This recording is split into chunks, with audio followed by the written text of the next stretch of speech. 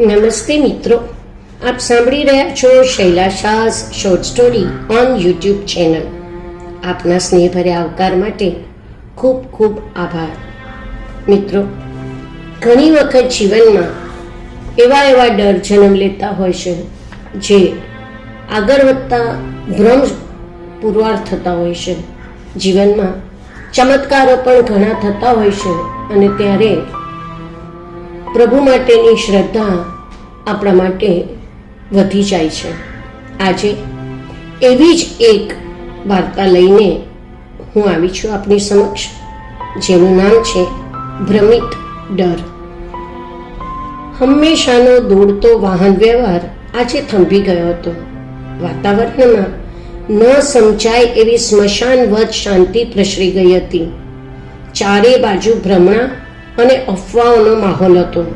મુંબઈમાં શ્રેણીબદ્ધ bomb blast થયા હતા. જે ટ્રેનમાં બોમ્બ ફૂટ્યાની વાત હતી તે જ ટ્રેનમાં વિનીતા રોડ જાય છે.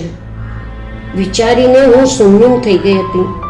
થોડીક કળ વળતા એના પપ્પાને મેં ઓફિસમાં ફોન કર્યો, પણ તે લાગ્યો નહીં. ગભરાટની મારી હું ફરી ટીવી જોવા લાગી. વિનીતાનો ફોન પણ તો લાગતો નહોતો. હું ઘરમાં આંટા મારવા લાગી. શું થયું હશે? આજે તો વિચારીને જોવું પણ નહોતું, પણ આવતા મહિને આવી રહેલી નેશનલ સાયકલિસ્ટ ચેમ્પિયનની રેસ માટે પ્રેક્ટિસ કરવી ખૂબ જરૂરી હતી, એટલે મને પણ એ ગઈ હતી. મેં ફરી ટીવી સમાચાર પર ધ્યાન દોર્યું. 11:30 વાગ્યાની અંધેરીથી ચર્ચગેટ તરફ જતી લોકલ ટ્રેનમાં ઘવાયેલા લોકોને સારવાર માટે કુપર હોસ્પિટલમાં લઈ જવાયા હતા.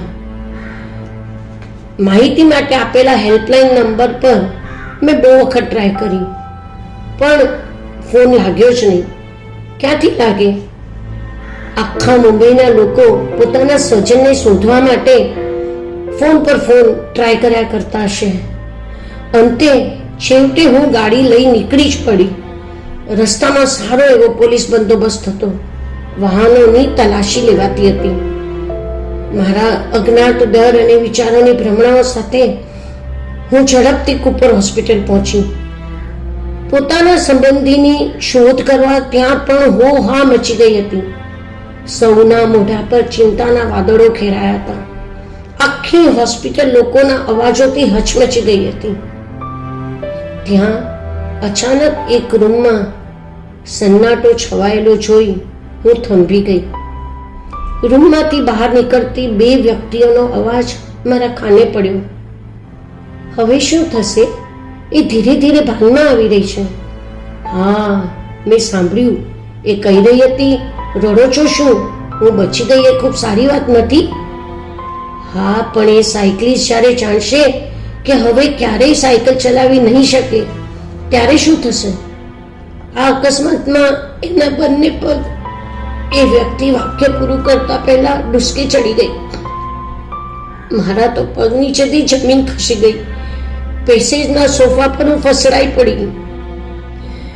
થોડી વારે અચાનક કોઈકના 2 હાથે મારો ખભો પકડી મને જોરથી હલબલાવી નાખી.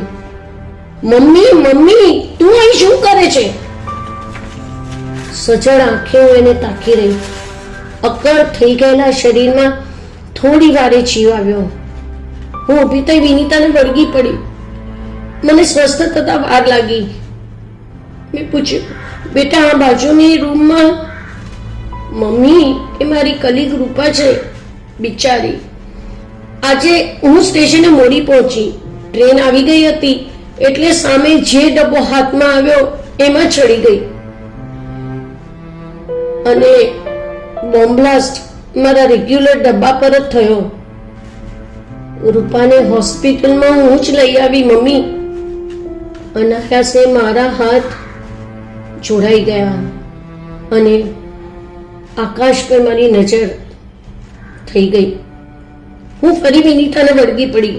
અમે બંને ધ્રુસકે રડી પડ્યા. આ આંસુ વિનીતાના બચી જવાને લીધે હતા કે રૂપાએ ગુમાવેલા પગને લીધે હતા, એ કળવું ખૂબ જ મુશ્કેલ હતું.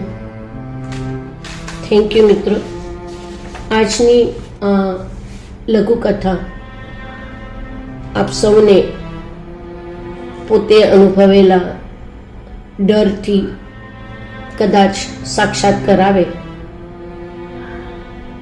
એ આશય આજે મેં આ વાર્તા આપ સમક્ષ મૂકી છે. જીવનનો એક જ મંત્ર છે, પ્રભુ પર શ્રદ્ધા. Thank you very much. તો મિત્રો, આપને મારી વાર્તાઓ ગમતી હોય તો લાઈક કરશો, મારી ચેનલને સબસ્ક્રાઈબ કરશો અને હા, આપનો અમૂલ્ય અભિપ્રાય નીચેના કોમેન્ટ બોક્સમાં જરૂરથી મૂકશો. આપનો અભિપ્રાય એ જ મારું નજરાણું. ફરી મળીશું દરેક મહિનાની 11 તારીખે 11 વાગે. ત્યાં સુધી ઇંતજાર. Thank you so much.